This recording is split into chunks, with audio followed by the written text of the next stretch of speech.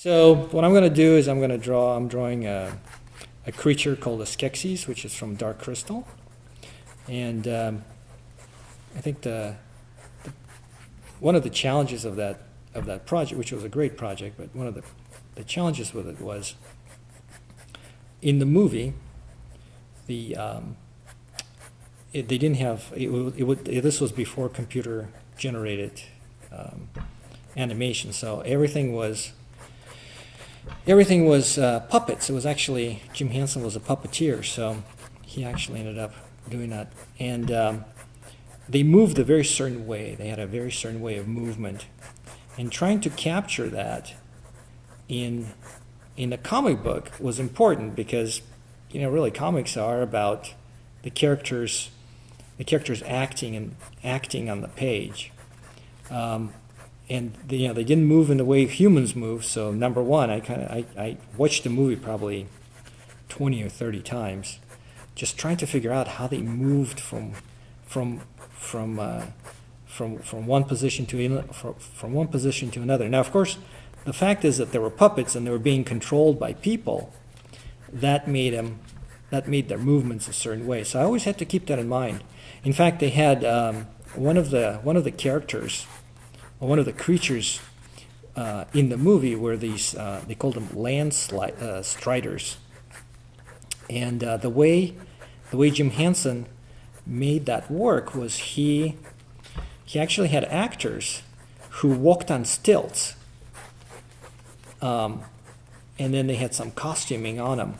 But it was actors walking on stilts that made those creatures move a certain way. So when I was drawing them in the comic book, I always started with that. I always drew the actor. I actually drew human on stilts, and then over that I would put the muscle and the costuming to make sure that they actually matched the movement of what was in the movie.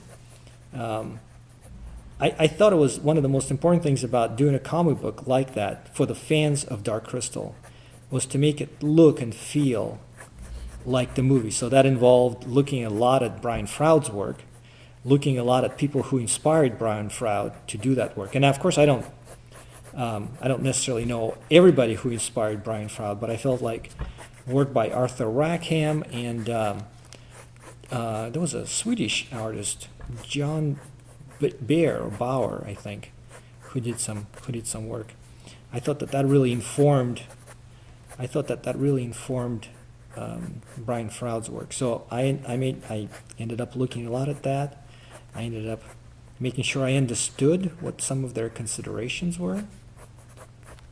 So that was kind of an interesting part of the project, is making sure that what I felt I stayed true to it. And most of it was it was fun to do, but also most of it was to make sure that the fans of the movie wouldn't be disappointed.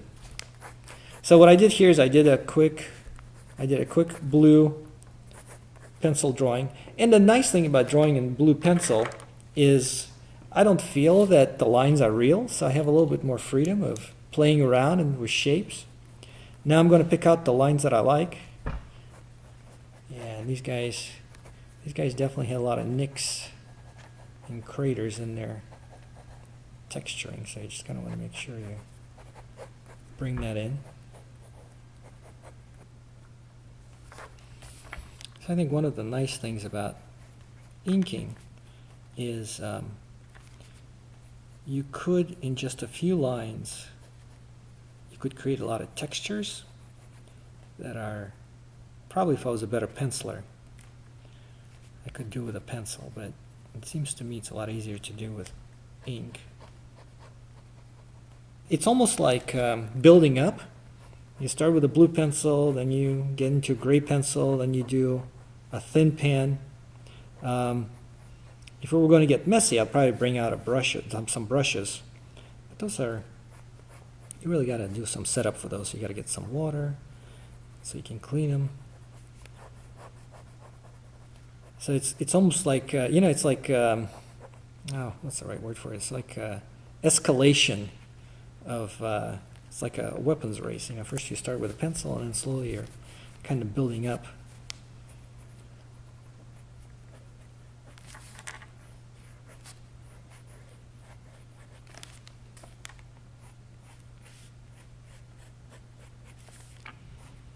A nice thing about a thin pen too.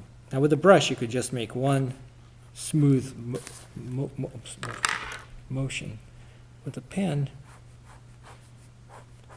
you kind of have to try to capture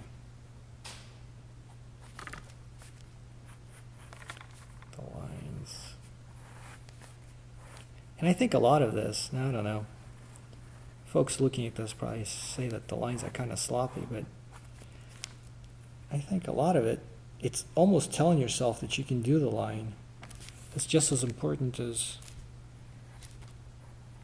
in other words, having the confidence that you're going to do a line. And if it doesn't come out right, like this one, you can work with it. Or you'll fix it when you use a thicker pen to make it nice and smooth. Or you do something with it that's going to make it work.